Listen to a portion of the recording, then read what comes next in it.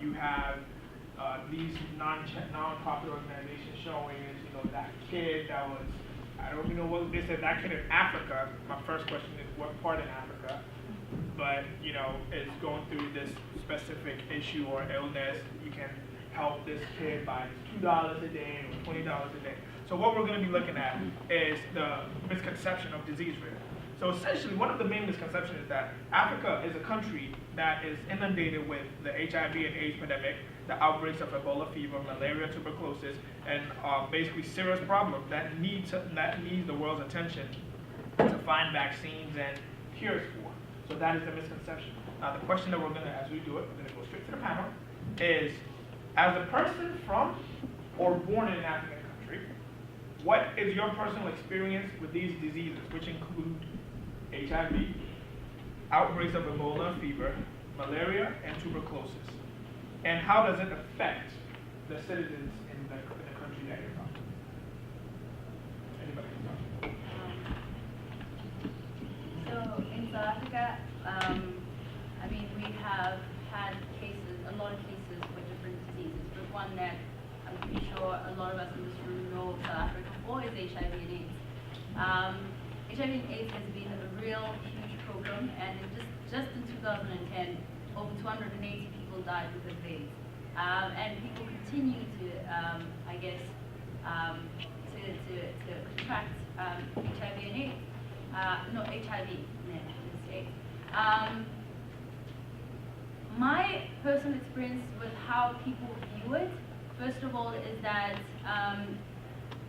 I guess the problem really, and most importantly, is the idea that nothing is being done with it, and that everywhere you go, everyone is dying of it. It is a huge problem, and it took a while for South Africa as a country to recognize that we do have a problem. So in terms of just the government and the society, we have a lot of work to do in changing the idea and the knowledge that people have about HIV and AIDS.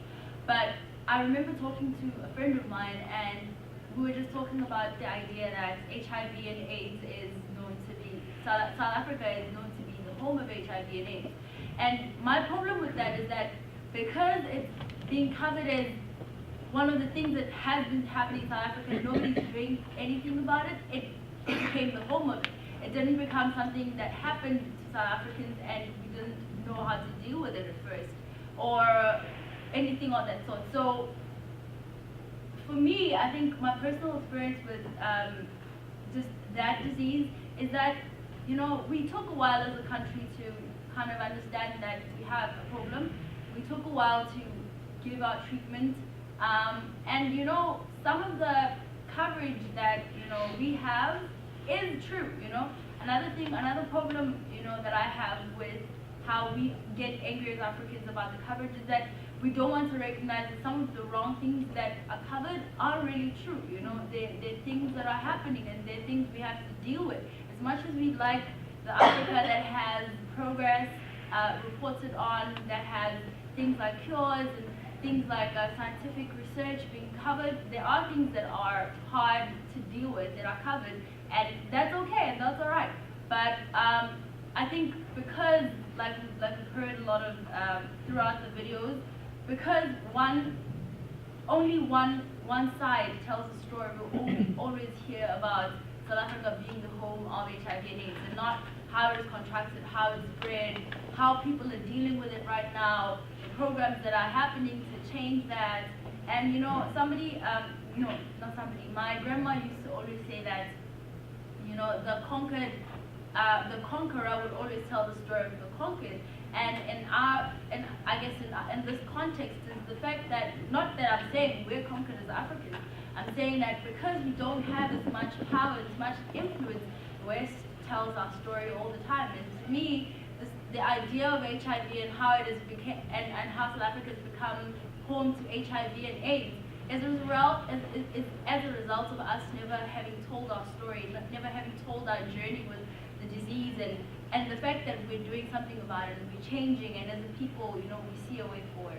So the media needs to find a way to show that South Africa as a country is doing something about it, not just the negative that they continuously show. Yeah, I completely agree. Going up to what she said, she made a very strong point of the media is not saying what South Africa are doing about it. Maybe so, to some point we're not doing as Africans, we're not doing enough. You know, they say that there's an idiom that says until the lions have their own historians, the hunt always favor the prey. The predator. And so no matter what, until we as Africans, this is my own personal philosophy here, until we as Africans start to do things, start to take steps to educate ourselves about our diseases.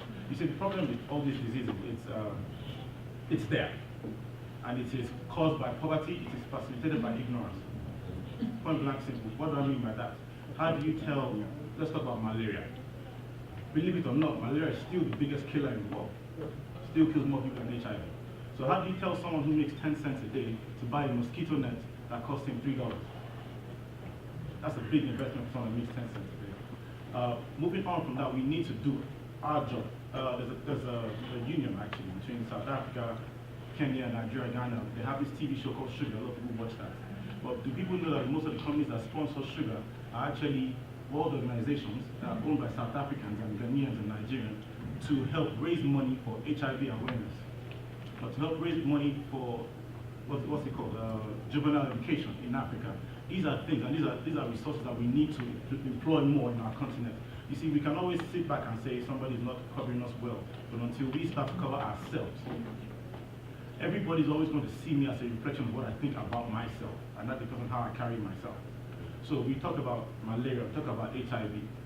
South Africa, Kenya are doing a marvelous job making people aware about HIV. There are truck stops that give out free condoms. There are pastors that go around full-time jobs just handing out pamphlets of abstinence. We are doing an excellent job. But unfortunately for us, going back to my first point of poverty causes, we don't have enough money to facilitate or to continue to support these endeavors. That is where the world cannot sit back and say, we're just going to show you guys as HIV reading. If you're not going to help, then don't cover us. If you're not going to be a part of the solution, then everything else you do is a part of the problem. And so we need to do more in our own side, and also we need to beseech the world to do more in supporting us. Well, so I don't need to say any other thing again. You said everything. But I just also want to point out something. You see all these stuff you see them reporting, it's not a, at least from my own experience, it's not an epidemic. What do I mean by this? It's not a breakout. You have diseases here too. If you don't do some things, you have some things. You have unprotected sex with someone who has HIV, what happens to you? You have HIV too. So look, I noticed one thing when I was living in Nigeria. When the rain falls, it takes the mosquitoes away. Who have noticed that? Now it's cold in America, so mosquitoes can't survive here. That is my philosophy. No doubt, we have a tropical climate. It is real hot in Africa, but it's not like, not like you're going into the sun. But the kind of weather we have, probably supports the breeding. Then the environment of having stagnant water, open drainage. But even with the open drainage, when rain falls, it sweeps these guys away. And the effect of the mosquitoes during the rainy season is way low. I don't know if you've noticed this. So when I came to America, I was like, how will mosquitoes survive in this kind of cold? It's not possible, but that's on the lighter mood. Anyway, the point I'm trying to make here is, you see, all these things happen, no doubt, but it's not like an epidemic, it's not like a breakout. People take, necessary precautions to guard against them, when I was growing up, yeah, we had mosquitoes. Well, my family had to deal with it. We had mosquito nets, we have insecticide, and I didn't die as a child. When I was growing up, I didn't die of malaria. And I don't think I know anybody personally that has died of malaria when I was growing up. I hear the stories, no doubt, but personally, I've never seen anybody die of malaria. So the basic, my own personal opinion is, they report this in like a breakout, like, look, when you touch down the airport in Africa, mosquitoes are going to swarm right in the place. That's not it. If you live in a very clean environment, even in the same Africa, if you live in a very clean environment, you don't have mosquitoes around. If your drainage is covered and you do the needful, you don't have. Even in America here, there's some places you go to, they say, oh, there's mosquito here. I'm like, in this country, yeah, because it's a function of you cleaning your environment and making sure there's no stagnant water there. So there's no big deal here. It's, to me, some of these things are just personal, you know. How do you want to have unprotected sex with someone that has HIV and you won't contract it? You must contract it wherever you are. If you're South Africa, wherever you must contract it. So that is just my own personal view. Yeah, I know what you said. Like you said, like you've all said, these diseases are present in Africa or in the countries in Africa, but it's not like when you get off the plane, you're going to see, like I feel like when I came here and I watch TV and I see all this ads, you make it seem like when you get off the plane, you have to, like, you see kids like sick and dying. It's not like that. There are a few countries I would say where kids are sick and the government don't attend to them, but it's something that is changing. Like in the bigger, or let me say the more advanced countries, like let me say South Africa, Nigeria, Kenya, I would say there are like few places you go to where they're sick and people are not attending to them. It's only in other, like, there are like fewer countries where people are sick and the government is not paying attention to them. Like, it's changing. It's not as prevalent as they make it seem. There are hospitals, there are people educating people about HIV, about the diseases that is sensitive to them, but it's not how it's portrayed that when you get off the plane or people, like, they're just really dying of diseases. It's not that way. And especially in this day and age, people are going to speak up about it if people are sick and nobody's attending to them. Very true. Anybody in the audience? Just out of curiosity, how many people did you say within your circle of friends, family, acquaintances, would you say have, that have it? I would say that, you know, out of 10, I've known people that are either not even infected but affected by it. So out of 10, I'd say I know 2 people, and that even happened recently. So it's really like, you know, like I said, it's not like everyone is HIV positive, and you know, unfortunately, even at this point, even if there was someone who's HIV positive, it's kept as a secret because you still be stigmatized. So I mean, out of 10, I know about 2, and I'd say it's a special case. You know, you find that a lot of people know 1 to 0 people that are affected or infected by HIV. Anyone else? I think the panel said something that I really want to highlight on. Just like as Tuck said about what the country is doing about it. Nelson Mandela, whose soul may rest in peace, essentially, one of his sons died from HIV/AIDS.